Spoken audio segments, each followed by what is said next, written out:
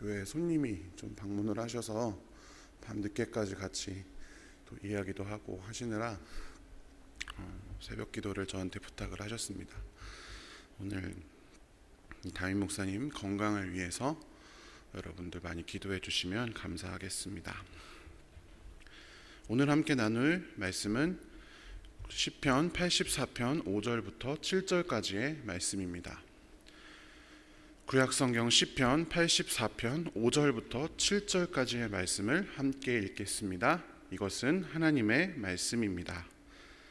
주께 힘을 얻고 그 마음에 시온의 대로가 있는 자는 복이 있나이다.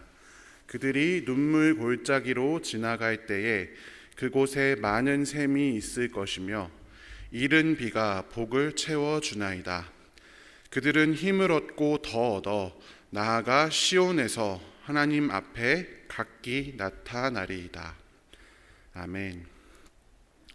오늘은 뽕나무 숲을 지나며 라는 제목으로 하나님의 말씀을 함께 나누겠습니다. 여러분, 각 시편마다 그 시편의 표제가 있다는 것을 다 알고 계시죠? 오늘 함께 읽은 본문 시편 84편, 여러분 성경책을 가지고 계시면 1절 위에 아주 작게 제목이 쓰여져 있는 것을 보실 수 있는데, 고라 자손의 시 지휘자를 따라 깃딧에 맞추어 부르는 노래라고 기록이 되어져 있습니다. 고라 자손이라고 하는 사람들은 쉽게 말하면 여러분 성경에 나오는 성가대라고 생각하시면 됩니다. 성전을 섬기는 레위인들 중에 한 일파가 바로 이 고라 자손이었습니다. 그리고 이 고라 자손은 그러니까 성직자인 거죠. 이 성직자가 쓴 시가 바로 이 시편 84편이 됩니다.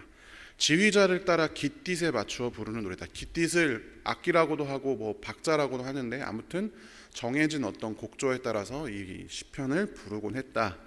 이렇게 이해를 하면 되겠습니다. 시인은 여러분 고라 자손인데, 특별히 시를 읽어보면 이 고라 자손이 어떤 상황에 처했냐면 성전에 자유롭게 나아갈 수가 없게 된 상황에 처해져 있다라는 것을 알 수가 있습니다. 구체적으로 추측컨대 그 아수르 왕 사네립이 히스기야 왕 때 유다로 쳐들어왔을 때, 그때 이제 유다 왕 히스기야로부터 온갖 많은 그 물건을 가지고 이렇게 약탈해서 가는 장면이 나오는데, 그때 아마 같이 강제 이주를 당했을 것으로 이렇게 추측이 됩니다. 시의 주제가 무엇이냐? 하나님에 대한 복됨, 그리고 성전. 이 사람은 성전에 가고 싶어도 가지 못하는, 외국 땅에 있으니까 성전을 섬기는 자였는데 성전을 가고 싶어도 가지 못하잖아요. 그래서 성전에 대한 복됨, 그리고 그 성전을 사모하는 사람들, 성전에 자유롭게 갈 수 있는 사람들 뿐만 아니라 마음 가운데 성전을 여전히 사모하며 그 먼 이국 땅에서 포로 생활을 하면서도 성전을 사모하는 자들이 얼마나 복된지, 그리고 그들에게 하나님이 얼마나 복을 주시는지에 대해서 이 시에서 다루고 있습니다. 앞에서 제가 방금 말씀드렸다시피 시인은 자유롭게 성전에 갈 수 없는 그러한 상황에 처해져 있었습니다. 그래서 그는 아마도 그 몸과 마음이 쇠약할 지경에 이르던 것으로 보입니다. 그래서 이 사람은 그 성전에 가지 못하니까 무엇까지 부러워하냐? 성전에 마음껏 드나드는 사람들뿐만 아니라 참새들까지도 부러워합니다. 우리 시편 84편 3절 4절을 같이 세 번역으로 읽어보겠습니다.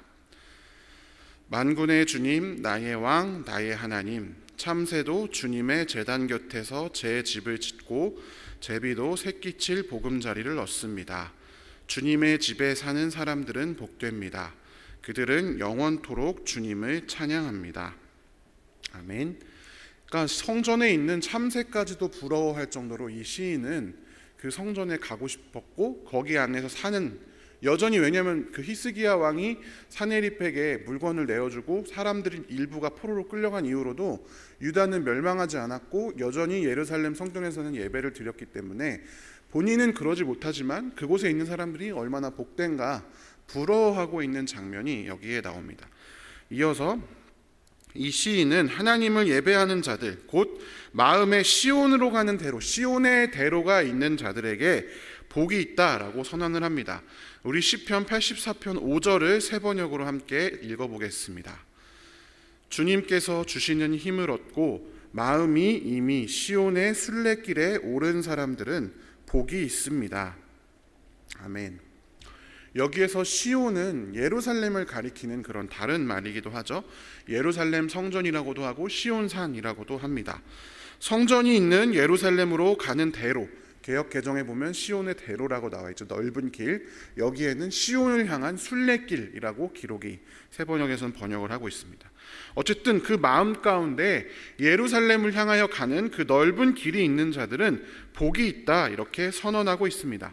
여기서 우리가 주목해야 할 것은 마음에 시온의 대로가 있는 자다, 마음에 시온의 순례길이 있는 사람이다, 이렇게 기록했다라고 하는 것입니다.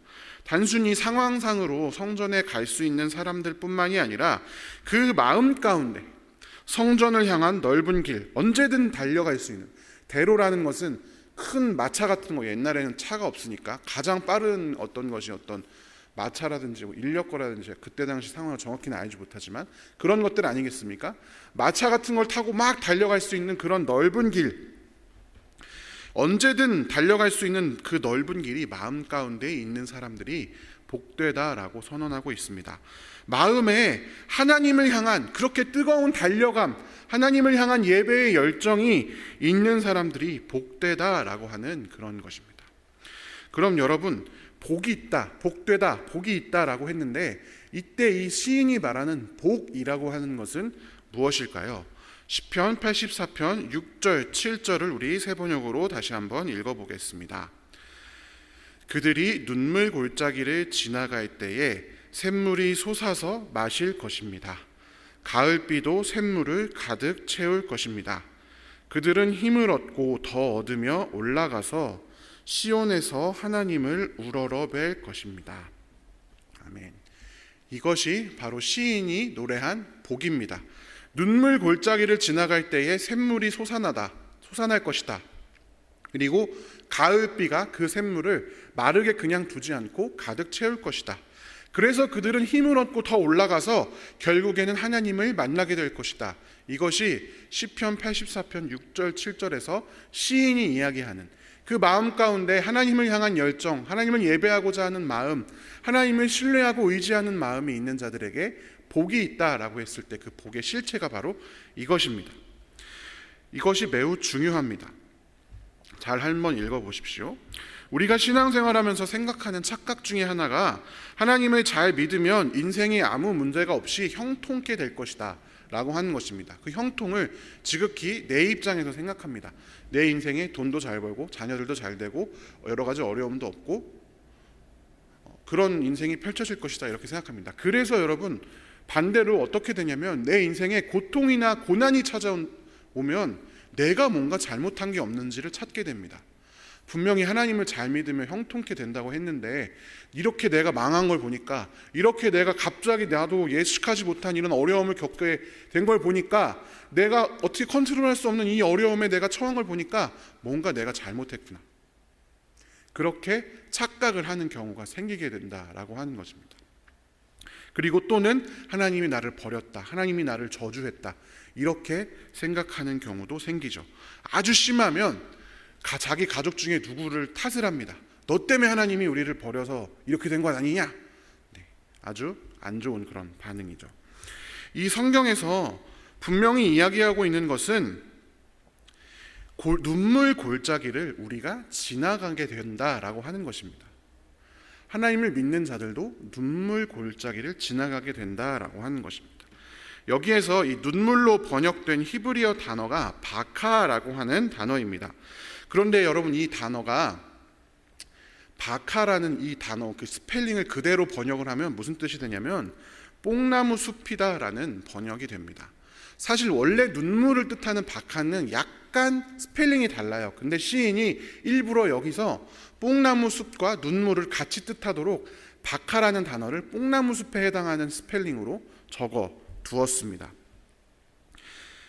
왜 시인은 여기에서 제대로 된 단어 눈물, 바카라는 이 단어를 사용하지 않고 아주 다른, 조금 다른 뽕나무 숲이라고 하는 단어를 사용했을까요? 사실 이 뽕나무 숲이라고 하는 것은 성경에 보면 사무엘 하 5장 23절 24절에도 등장하고 여러 가지 등장하는데, 이 뽕나무 숲은 어디에 위치하냐면 흰놈의 골짜기, 흰놈의 아들의 골짜기라고 하는 그 골짜기 바로 옆에 이 뽕나무 숲이 있습니다. 그리고 이 숲은 예루살렘을 향하는, 예루살렘에 들어가는 여러 가지 길목 중에 하나입니다. 여러분, 근데 이 흰놈의 아들 골짜기가 중요합니다. 흰놈의 아들 골짜기라고 하는 것이, 또는 성경에 흰놈의 골짜기 이렇게 나와 있는 아골 골짜기나 그런 것도 다 비슷한 이야기입니다. 이 흰놈의 아들 골짜기라고 하는 곳은 어떤 곳이냐면 죽은 시체들을 내던져서 불태우던 그런 장소입니다. 그리고 그런 장소이자 동시에 이 이스라엘 왕들이 우상을 섬길 때 자신의 자녀들을 불살라서 그 우상, 특별히 몰록이라고 하는 그 신에게 바쳐서 제사하는 그런 장소가 바로 이 흰놈의 아들 골짜기였습니다. 즉, 이 흰놈의 아들 골짜기라고 하면 저주와 죽음의 상징이었습니다. 이스라엘 백성들에게. 그 흰놈의 아들 골짜기, 흰놈의 골짜기라고만 하면 그곳은 진짜 그 끔찍한 곳, 저주스러운 곳, 죽으면 가는 곳, 그런 곳으로 인식을 했다라고 하는 것입니다. 그 바로 옆에 있는 곳이 뽕나무 숲입니다. 눈물 골짜기는 단순히 슬픔의 골짜기, 단장의 미아리 고개 이런 뜻이 아니라, 그뿐만이 아니라 정말 지옥 같은 곳, 죽음이 내 바로 옆에 있는 그런 곳, 우리가 막장이라고 부르잖아요. 흔히 그 탄광 속에서 가장 깊고 깊은 바닥, 거기서 이제 탄광 일을 하는 분들을 막장에서 일한다 이렇게 이야기를 하잖아요. 가장 밑바닥, 지옥 바로 옆에 있는 것과 같은, 죽음이 내 바로 옆에 있는 것과 같은 그런 어렵고 힘든 그런 그 고난의 그 자리, 그것을 이야기합니다. 그런 어려움과 고통의 과정을 바로 눈물 골짜기, 그렇게 표현하기 위해서 일부러 뽕나무 숲이랑 똑같은 단어로 잘못 적었던 것입니다. 그런데 성경에는 분명히 이 눈물 골짜기, 이 뽕나무 숲을 걷지 않을 것이다, 하나님을 잘 믿으면 이 눈물 골짜기가 내 인생에서 사라질 것이다, 이렇게 기록되어 있지 않습니다. 오히려 너희가 눈물 골짜기를 지나갈 때에, 언젠가 지나갈 것처럼, 반드시 우리 인생에 있을 것처럼 그렇게 이야기를 합니다. 믿는 사람에게도 이 눈물 골짜기, 뽕나무 숲의 순간은 피할 수가 없는 것입니다. 신앙의 여정에서 우리를 넘어뜨리려고 하는 사단의 공격이 반드시 있고, 또한 우리도 우리 자신과 또 우리 주변과 우리 인간들의 죄로 인해서 발생하는 여러 고통의 문제에서 결코 자유로울 수가 없기 때문입니다. 여러 철학자들이나 여러 종교를 만든 그런 사람들이 이 땅의 인생을 고통으로 점철된 인생이다 이렇게 규정하고 여기에서 빨리 탈피해야 된다, 여러 가지 방법으로 마음을 비우든 아니면 여러 가지 수행을 하든 이 고통의 삶에서 벗어나야 한다는 것을 요구하는 것을 보면, 우리의 인생은 다 이런 고통의 인생을 겪을 수밖에 없구나. 특별히 여러분, 이 죽음이 바로 옆에 있는 것과 같은, 지옥이 여기인 것 같은 그런 순간이 반드시 존재하게 된다라고 성경에서 이야기를 하고 있는 것입니다. 하지만 하나님께서는 우리가 이 눈물의 골짜기, 지옥과도 같은 상황 곁에 있는 그 눈물의 골짜기, 온갖 눈물이 다 흘러서 눈물로 물이 다 빠져서 내 목이 마를 지경인 그런 눈물의 골짜기를 지나갈 때에 믿는 자에게 많은 샘이 있을 것이다 라고 말씀하십니다. 그리고 그 샘은 그냥 샘이 아닙니다. 메마른 곳을 지나가는데 오아시스를 발견하게 되는데, 그 오아시스는 물이 말라있는 샘이 아니라, 물이 말라있는 오아시스가 아니라 이른 비가 가득 적셔 물이 넘치는 그런 샘이다 라고 말씀하고 계십니다. 그들이 통행하는 곳을 이른 비가 복으로 가득 채워준다 라고 하는 것입니다. 이른 비, 해번역에는 가을비라고 번역이 되어져 있는데, 이 이른 비, 가을비는 이스라엘 지역에, 이스라엘의 산과 골짜기에 건기가 다 지나고 나서 그 산과 골짜기를 적셔서 반드시 푸른 채소와 열매를 맺게 하는 그런 축복의 비가 이른 비입니다. 여기에만 나온 게 아닙니다. 특별히 여러분, 이 이른 비는 무엇의 상징이냐면 하나님의 약속의 상징입니다. 신명기 11장 13절부터 15절까지를 세 번역으로 같이 읽어보겠습니다. 당신들이 오늘 내가 당신들에게 명하는 그의 명령들을 착실히 듣고 주 당신들의 하나님을 사랑하며 온 마음과 정성을 다하여 주님을 섬기면 주님께서 당신들 땅에 가을비와 봄비를 철따라 내려주셔서 당신들이 곡식과 포도주의 기름을 거두게 하실 것이며 들에는 당신들의 가축이 먹을 풀을 자라게 하여 주실 것이며 그리하여 당신들은 배불리 먹고 살 것입니다. 아멘. 이게 하나님께서 이스라엘 백성들과 맺으신 약속입니다.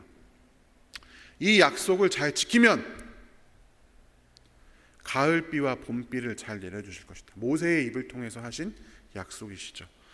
이것이 여러분 한참 지나서이지만 이스라엘 백성들에게 그래서 이른 비, 늦은 비라고 하는 것은 하나님의 임재이자 하나님이 약속을 지키시는 그런 표현이다라는 것입니다. 눈물의 골짜기를 지나갈지언정 예배의 마음을 품고 나아가는, 우리 인생에 고통과 질곡이 있을지언정 그럼에도 불구하고 포기하지 않고 하나님께 의지하며 세상의 방식을 쫓지 않고 하나님께 그것을 고하며 하나님을 향한 마음을 품고 살아가는 자들에게는 하나님께서는 결국에 그 고통의 시기를 지나서 하나님 앞에 나아오는 그 기쁨의 시온의 자리까지 나아올 수 있는 힘을 주신다. 하나님이 성경에 약속하신 이 약속들을 반드시 지키신다라고 하는 것이 오늘 시편에서 이 시인이 노래하는 바다라는 것입니다. 특별히 더하여 권면하는 것은 여러분, 우리가 바로 그런 하나님의 샘물이다라는 것을 기억할 필요가 있습니다. 여러분, 눈물 골짜기를 어떤 사람이 지나갈 때에 하나님께서 그에게 도움을 주어야 하는데, 새 힘을 주어야 하는데, 물론 하나님께서 갑자기 그에게 뭐 돈이 필요한 사람에게 돈을 줄 수도 있고, 위로가 필요한 사람은 하나님이 막 꿈속에서 나타나서 하나님이 만져줄 수도 있지만, 여러분, 하나님께서는 그렇게도 하시지만 대부분의 경우 우리를 통해서 일하십니다. 그게 하나님의 방식입니다. 하나님께서는 그래서 교회를 세우셨고 믿음의 공동체를 만들어 두셨습니다. 우리가 샘이고 우리가 시편 23편에서 말하는 주의 막대기가 되는 것입니다. 그래서 그런 눈물 골짜기를 지나가는 사람들, 그들을 위해 기도하고 그들을 위로하고 그들과 함께 그들을 섬기는 그런 행동들을 통해서 그들이 새 힘을 얻게 되고, 나 또한 언젠가 그런 상황에 빠지게 되었을 때에 내가 알지 못하는 누군가에게 도움을 받고 기도를 받고 회생할 수 있다라는 것을 기억을 해야 합니다. 왜냐? 그렇게 했을 때 우리도 그렇고 그들도 그렇고 최종적으로 시온 앞에 나아갈 수 있습니다. 그래야만. 하나님의 그 샘이 없다면 눈물의 골짜기를 지나가는 사람들이 거기에서 쓰러지고 좌절하고 절망할 수밖에 없습니다. 우리의 시선이 나에게만 갇혀 있어서 늘 샘이 샘을 내기는커녕 샘 속으로 물을 빨아들인다고 생각해 보십시오. 그러면 어떻게 되겠습니까? 우리가 샘이고 우리는 하나님께서 주신 은혜를 바탕으로 또 다른 사람들을 위로하며 또 다른 사람에게 새 힘을 줄 의무를 가지고 있다라는 것입니다. 왜냐하면 하나님께서는 오늘 본문에서 읽었듯이 반드시 우리를 위하여 일하시는데, 우리를 위하여 오늘도 일하시고 내일도 일하시고 눈물 골짜기를 지나가는 우리에게 샘을 주시고 지팡이를 주시고 막대기를 주시는데, 그 방법이 무엇이냐? 우리를 통해 일하시는 것이 하나님의 방법이기 때문입니다. 사랑하는 성도 여러분, 지금 이 자리에 있는 분들도 있고 없는 분도 있습니다. 시인은 성전에 가고 싶었지만 가지 못했습니다. 그런 상황이어서. 우리 눈에 여기 새벽에 많은 분들이 계시지만 보이지 않는 사람들, 그냥 자느라 못 왔다, 그게 아니라 정말 오고 싶은데 오지 못하는 분들도 계십니다. 여러 가지 이유로. 그런 우리 모두의 인생, 힘듦과 고통과 어려움의 그 순간 가운데 있는 인생들이 우리 가운데 존재한다라는 사실을 기억하십시오. 혹시 내가 지금 그런 상황 가운데 처해 있습니까? 슬픔과 절망과 좌절 가운데, 두려움과 걱정 가운데 처해 있습니까? 그것이 무슨 문제이든, 자녀의 문제이든 건강의 문제이든 경제적인 문제이든 관계의 문제이든 혹은 내 신앙의 문제이든 자녀의 신앙의 문제이든 어떤 것이든 간에 하나님께서 반드시 우리에게 샘을 주신다는 사실을 기억하십시오. 그리고 하나님께서 우리를 절대 포기하지 않으신다는 사실을 꼭 기억하시기 바랍니다. 결국엔 우리는 마침내 그 시온 앞에 서게 될 것입니다. 여러분, 그 절망과 좌절 가운데 넘어져 계시지 마시고 하나님을 의지하여 하나님께 그 마음을 드리는 그런 귀한 분들이 되시길 축원합니다. 또한 우리가 셈이라는 사실을 기억하면서 알 수도 있고 그 상황을 알 수도 있고 알지 못할 수도 있지만 우리 공동체 가운데 또한 우리 주변 가운데 그 눈물의 골짜기를 지나가는 사람들에게 하나님께서 허락하신 샘과 같은 귀한 분들이 되시기를 주님의 이름으로 축원합니다. 우리 마지막으로 시편, 우리가 잘 아는 시편 23편 4절과 6절의 구절을 함께 읽고 마치겠습니다. 함께 읽겠습니다. 내가 비록 죽음의 그늘 골짜기로 다닐지라도 주님께서 나와 함께 계시고 주님의 막대기와 지팡이로 나를 보살펴 주시니 내게는 두려움이 없습니다. 진실로 주님의 선하심과 인자하심이 내가 사는 날 동안 나를 따르리니 나는 주님의 집으로 돌아가 영원히 그곳에서 살겠습니다.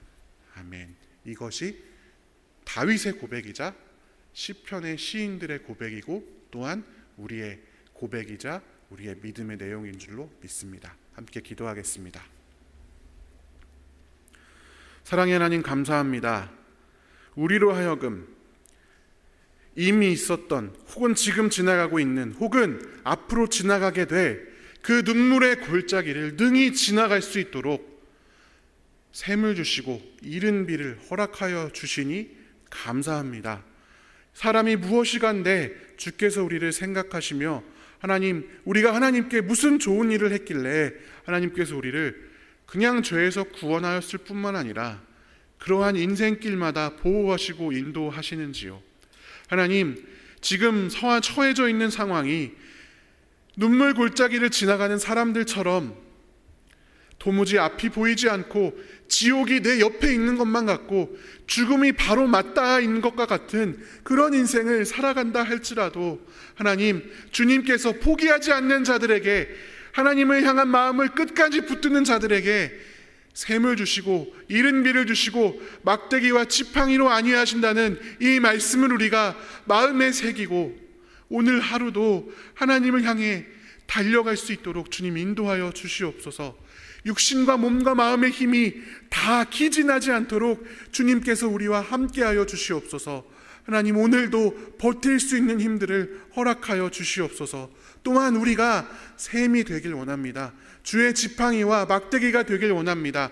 다른 사람을 위로하며 다른 사람을 위해 기도하며 다른 사람들을 섬길 줄 아는 그런 귀한 성도들 될 수 있도록 주님 인도하여 주시옵소서. 그래서 우리를 통하여 합력하여 선을 이루어 하나님의 놀라운 완선한 구원의 일이, 치유의 일이 우리 가운데 나타날 수 있도록 주님 인도하여 주시옵소서.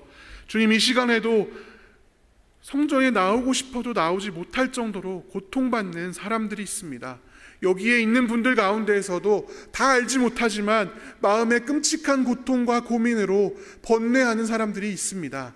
주님, 육신의 질병으로, 경제적인 고난으로, 관계의 깨어짐으로, 남들에게는 도무지 말할 수 없는 내 신상의 변화 때문에, 또한 우리 가족에 대한 걱정 때문에, 또 해결되지 않는 반복되는 죄 때문에 고통받고 신음하는 하나님, 주의 자녀들이 이 자리에 있습니다.